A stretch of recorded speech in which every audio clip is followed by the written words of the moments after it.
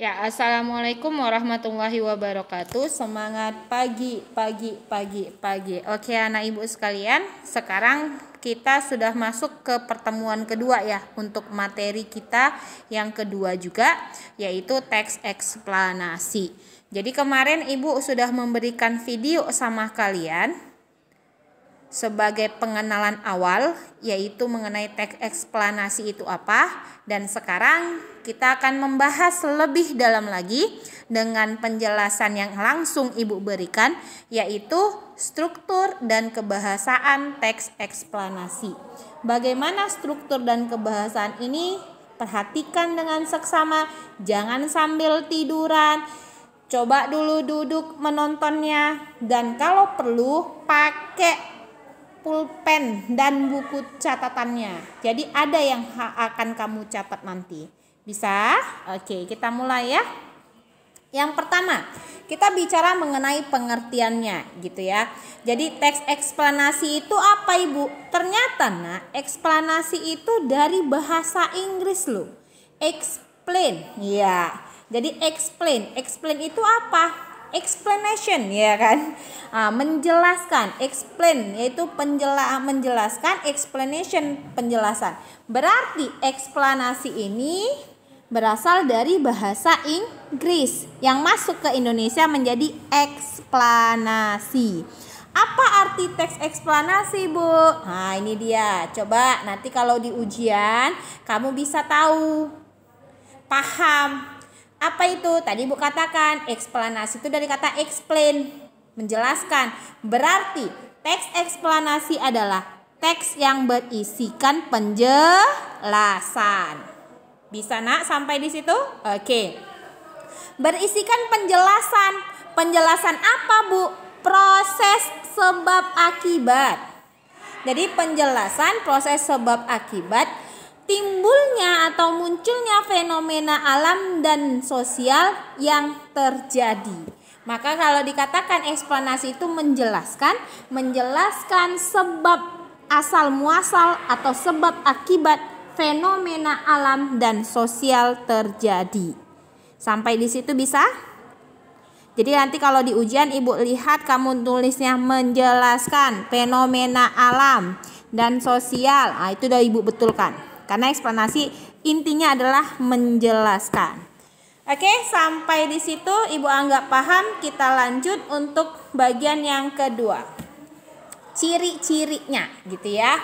Jadi eksplanasi ini berbeda dengan teks prosedur. Kemarin kita bicara teks prosedur ya. Oke.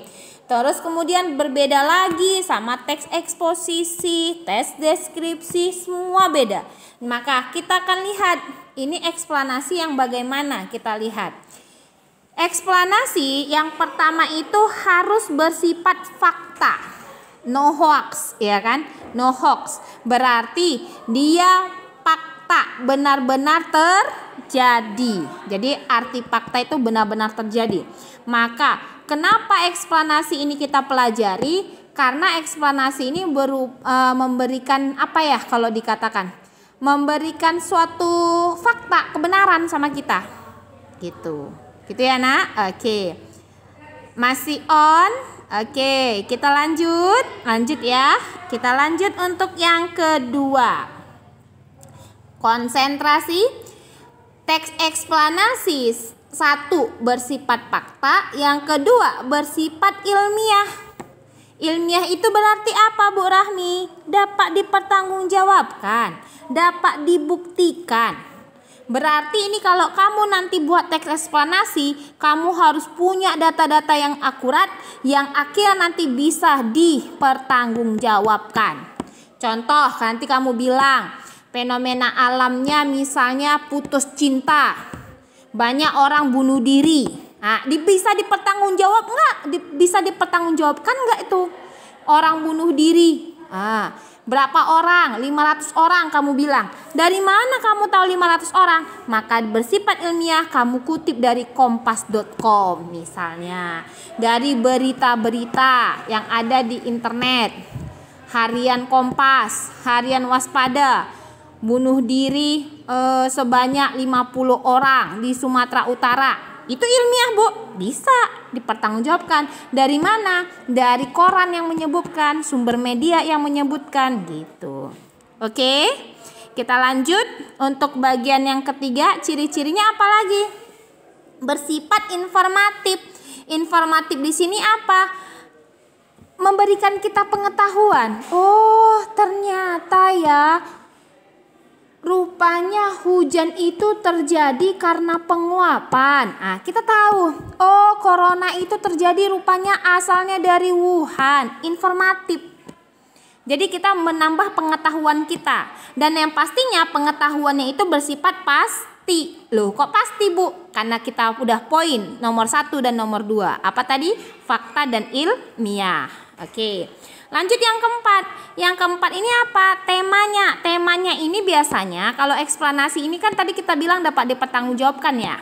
Berarti kan harus temanya itu dia hal-hal umum atau yang banyak orang tahu. Yang itu semua masalah-masalah semua orang. Yang orang tahu juga gitu. Contoh putus cinta, ya kan? Fenomena sosial, Bu. Contoh kayak Ibu bilang tadi mengenai gempa bumi, ya kan, peristiwa alam. Jadi hal-hal umum. Dan yang kelima terakhir itu terdapat sequence maker. Apa sequence maker tuh, Bu? Urutan. Jadi biasanya kalau eksplanasi itu ada urutannya. Pertama, kedua, ketiga. Loh, kok pakai urutan, Bu? Macam prosedur. Yang dimaksud di sini urutan karena dia merupakan sebab akibat, berarti dari awal sampai akhir. Biasanya ada dia itu. Gitu. Oke?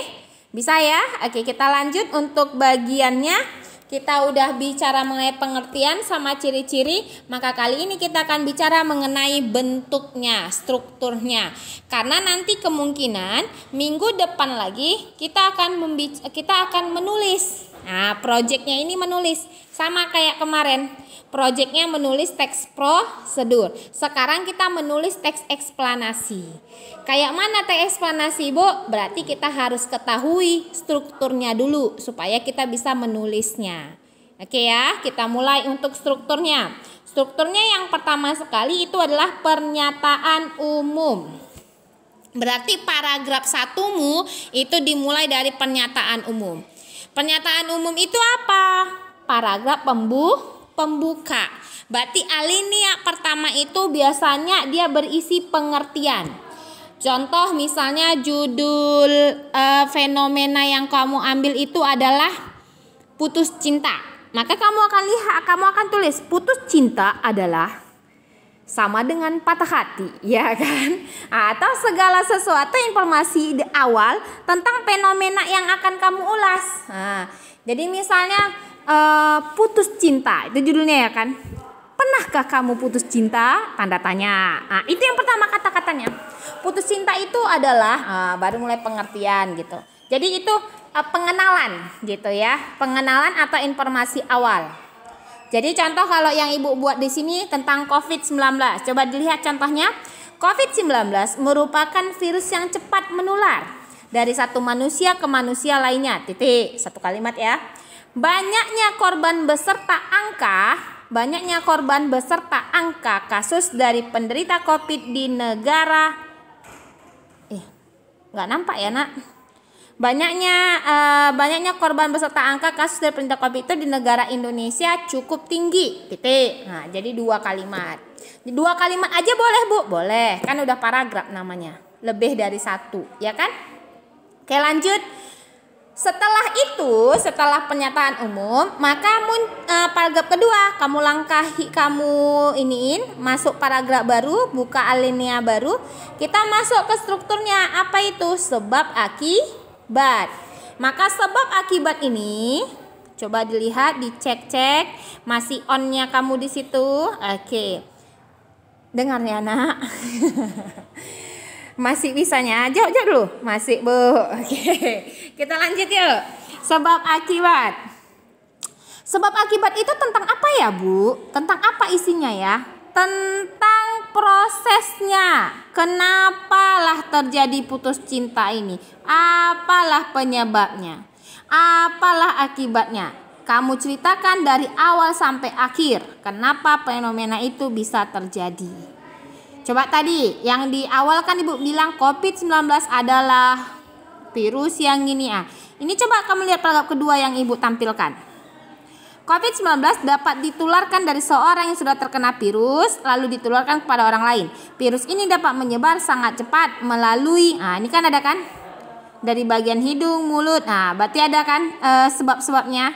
Melalui ini dari batuk, dari tubuh manusia pada saat batuk, bersin ataupun ketika orang berbicara. Oke. Nah, jadi ini adalah sebab akibatnya. Kita lanjut bagian yang ketiga, paragraf yang ketiga, yaitu interpretasi, yaitu penutup. Penutup ini biasanya berisi tanggapan penulis, simpulan, harapan, dan saran penulis mengenai fenomena tersebut. Oleh karena itu, yang menjadi penyebab mengapa orang lansia sangat rentan tersambung penyakit termasuk COVID adalah sistem imun yang mengalami penurunan fungsi dan melemah. Selain itu, belum lagi ditambah penyakit oleh lansia dapat meningkatkan risiko kematian akibat COVID menjadi semakin tinggi. Nah, itu kan tanggapan dia. Jadi tadi ada sebab akibatnya dan ini adalah kalimat penutup dia. Nah, itulah yang mengakibatkan pada lansia menjadi semakin tinggi risiko kematiannya. Gitu. Bisa ya? Jadi ini bicara mengenai penutupnya, kalimat kesimpulannya. Oke, jadi ada berapa tadi paragrafnya? 1, 2, 3. Pernyataan umum. Terus kemudian yang kedua apa? Langkah-langkah. Itu teks prosedur ya nak, move on nak. Yang kedua apa? Iya, sebab akibat, penyebabnya, akibatnya. Dan terakhir interpretasi adalah penutup atau kesimpulan. Oke, selesai sampai di struktur. Kita masuk bagian yang baru. Apa itu kebahasaannya? Jadi nanti Ibu akan lihat waktu kamu menulis teks eksplanasi, Ibu akan lihat bahasanya. Makanya kemarin teks prosedur ada yang nilai 100, ada yang tidak dapat sedikit lagi. Kenapa? Penutupnya nggak ada. Dia sampai di kalimat ke-9 selesai langkah-langkah. Ya, wifi sudah bisa digunakan. Ambil kalimat penutupnya. Nah, bagaimana? Cara ini gampang bukan? Silahkan dicoba. Tinggal menambah itu aja loh. Makanya Ibu kasih nilainya 95. Sayang kan? Nggak nilai 100, dapat bebas tugas. Nah, jadi ini juga kayak gitu. Kebahasaannya kamu perhatikan ya. Coba kita lihat yuk kebahasaannya. Yang pertama, temanya bersifat umum. Itu harus nanti pemilihan temanya nanti kamu akan cari mana ya tema yang menarik. Nanti kan Ibu akan buat tuh ya. Nah, kemudian yang kedua, pasti ada menggunakan istilah ilmiah. Karena memang ketika kamu menulis eksplanasi ini kamu harus cari dari berbagai sumber. Bukan copy paste ya. Tapi kamu harus cari, oh ini penyebab sebab akibatnya. Cari dari berbagai link, kamu ambil sebagai referensi tambahan. Kemudian yang ketiga apa? Biasanya dia ada kalimat pasif itu. Pasif itu misalnya Bu, dimakan, ya kan? Ya Bu, dia terdorong, berarti kan kayak pasif. Imbuhannya ke an, di, ter atau ke an. Ini nanti kita akan bahas di pertemuan selanjutnya yang lebih dalam ya. Oke, lanjut. Menggunakan verba material. Nah, verba material ini hanya ada di eksplanasi, kemarin prosedur juga ada ya. Dia kata kerja yang melakukan tindakan fisik, misalnya mencuci, tindakan fisik ya, mencuci, dipotong, terpukul, kan fisik ya. Nah, relasional apa? Relasional itu kata kerja yang sebagai penghubung subjek dan pelengkap, berarti yang bukan tindakan fisik. Adalah, mempunyai, memiliki, kan bukan tindakan fisik kan?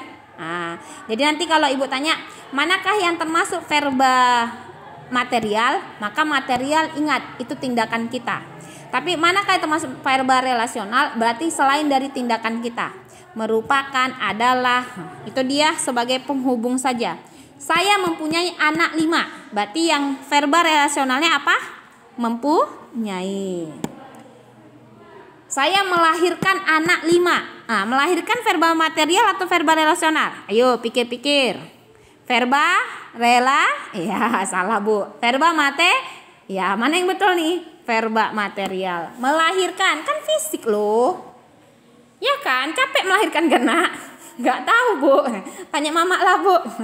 Oke, kita lanjut. Yang kelima terakhir.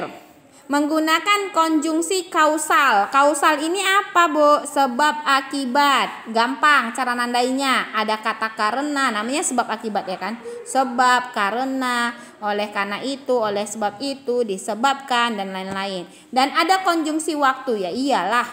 Kan urutan waktu. Kan eksplanasi kan tadi kita bicara mengenai sebab akibat proses terjadinya. Berarti ada waktunya itu.